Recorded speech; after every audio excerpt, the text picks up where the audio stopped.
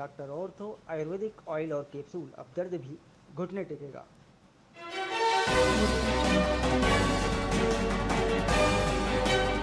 Trump के सलाहकार ने यूक्रेन जंग को मोदी वॉर बताया। बोले रूसी तेल खरीद से बढ़ा रहे, आज सौदे बंद करो, कल एक्स्ट्रा टैरिफ खत्म हो जाएगा।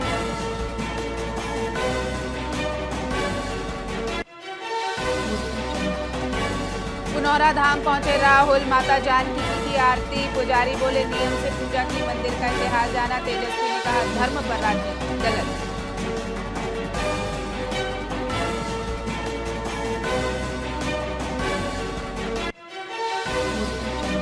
आरएसएस का संवाद कार्यक्रम आज तीसरा दिन। भागवत ने पहले 2 दिन संघ के इतिहास, हिंदू राष्ट्र और टैरिफ जैसे मुद्दों पर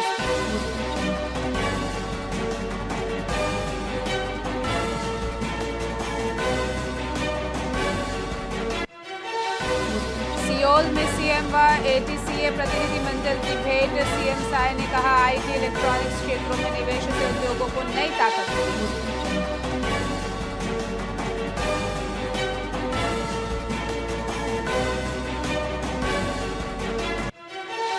और जम्मू कश्मीर के गुरेज में मुठभेड़, 2 आतंकवादी मारे गए। घुसपैठ के दौरान जवानों पर फायरिंग, सेना और पुलिस का ऑपरेशन जारी।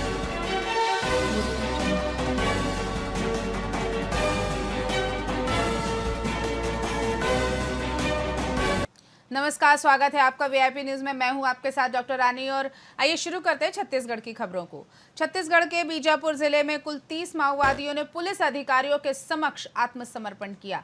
आत्मसमर्पण करने वालों में 81 लाख रुपए तक के इनामी नक्सली भी शामिल हैं, जो लंबे समय से पुलिस को विभिन्न वारदातों में वांछित थे। माओवादियों ने बताया कि वे राज्य सरकार की पुनर्वास नीति, विकास योजना और पुलिस विभाग की कल्याणकारी पहल से प्रभावित होकर हिंसा का मार्ग छोड़ने का निर्णय ले रहे हैं। पुलिस अधिकारियों ने इन माओवादियों का स्वागत कर उन्हें मुख्य धारा से जुड़ने के लिए प्रोत्साहित किया। आत्मसमर्पण करने वालों ने भविष्य में शांतिपूर्ण जीवन जीने और समाज की भलाई में भागीदार बनने की इच्छा जताई। ये आत्मसमर्पण नक्सल प्रभावित क्षेत्र के लिए एक बेहद बड़ी उपलब्धि माना जा रहा है।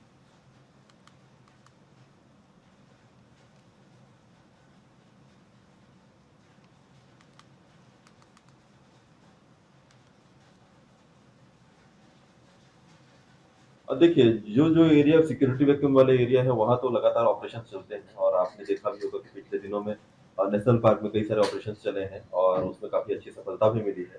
तो आने वाले दिनों में जैसे जो हमारा वैक्यूम एरिया है, नेशनल पार्क को ले लें या फिर इंद्रावती के नॉर्थ में जो अबुझमाड़ वाला इलाका है या फिर जो बेंगलुरु का जो वैक्यूम एरिया है, तो सभी जितने वैक्यूम एरिया में उसमें लगातार ऑप्स चलेंगे और कंटिन्यूस ऑप्स चलेंगे। तो उनको जो माओवादियों को जो छुपने का जो ठिकाना है, वो अब मिल नहीं पाएगा। तो मेरी सबसे अपील यही है, सभी माओवादियों से यही अपील है कि जल्दी से जल्दी आत्मसमर्पण कर लें और मुख्य धारा से जुड़ें।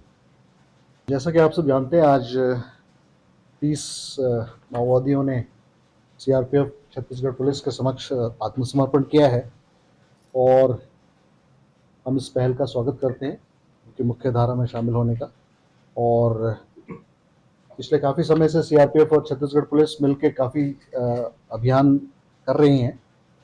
हम लोग एक ऑपरेशन तो कर ही रहे हैं, साथ साथ हम लोग एक फॉरवर्ड ऑपरेटिंग बेस भी इस्टेब्लिश कर रहे हैं, जिससे कि सुदूरवर्ती क्षेत्रों में हम लोग अपना कैंप स्टैब्लिश कर रहे हैं और वहाँ पर connectivity, road network, communication network और मेडिकल की सुविधाएं पहुँच रही हैं।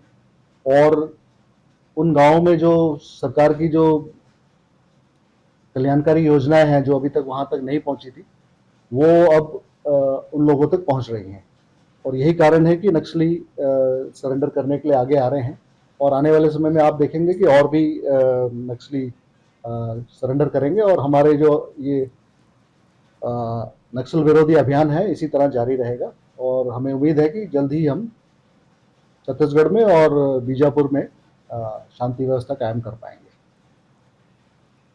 छत्तीसगढ़ के भिलाई सेक्टर 7 स्थित गणेश पंडाल में इस वर्ष देशभक्ति से ओतप्रोत आयोजन हो रहे हैं। गणेश चतुर्थी के अवसर पर यहाँ का थीम जो है वो ऑपरेशन सिंदूर रखा गया है, जिसमें भारतीय सेना की वीर गाथा और पहलगाम आतंकी हमले का जवाब दर्शाया गया है। आयोजन के पहले दिन समिति अध्यक्ष चन्ना केशव वल्लू ने दुर्ग भिलाई के पूर्व सैनिकों को आमंत्रित किया। उनके द्वारा भगवान गणेश की भव्य आरती की गई और उन्हें मंच पर सम्मानित भी किया गया।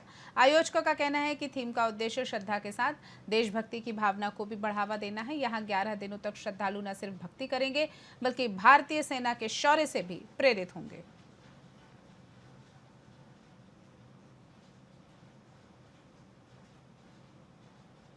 पहले तो जय हिंद, जय भारत, जय छत्तीसगढ़। इस पंडाल के आयोजक करता चिन्ना भैया को पहले तो मैं बहुत बधाई देता हूँ कि जो उन्होंने फौजियों को यहाँ आज इकट्ठा किया और इतना भव्य आयोजन किया। उन्होंने एक ऑपरेशन सिंदूर का पंडाल बना के एक कहीं न कहीं एक देशभक्ति को दर्शाता है। और मेरे मित्र राव भाई, इन्होंने भी ये भी यहाँ के व्यवस्थापक हैं। इन्होंने हम सबको एकत्रित किया। हमारे सोल्जर बोर्ड के अधिकारी, हमारे कमांडेंट साहब यहाँ पे आए और मेरे यहाँ कई सामाजिक जो मेरे साथ जो काम करते हैं वो भी लोग यहाँ पे आए। और ये पंडाल दर्शाता है ये कि सर आज भी लोगों में देश के लिए एक बहुत प्रेम है। ऑपरेशन सिंदूर का थीम बनाया गया इसको प्रेरित होकर, क्योंकि पुलवामा में जो कायरता से जो पाकिस्तानी जो हमला हुआ था उसका सिंदूर के थ्रू जवाब दिया गया है। 2 महिलाएं जो हमारे भारतीय सेना की महिलाओं के थ्रू इसको अंजाम दिया गया। किसी भी भारतीय सेना जब लड़ाई में जवान जाता है तो वो एक सुहाग रात की दिन होती है, कफन बांध के चलता है। उससे कोई क्वेश्चन नहीं पूछा जाना चाहिए कि ऑपरेशन हुआ नहीं हुआ। वो सुहाग रात होने के बाद ऑटोमेटिक पता चल जाता है कि मनी नहीं मनी, इसलिए कोई भी क्वेश्चन उसके ऊपर नहीं उठना चाहिए। भूतपूर्व सैनिक संघ के अध्यक्ष आदरणीय कमांडेंट प्रवीण कुमार जी और उनके सारे साथी लोग उपस्थित हुए।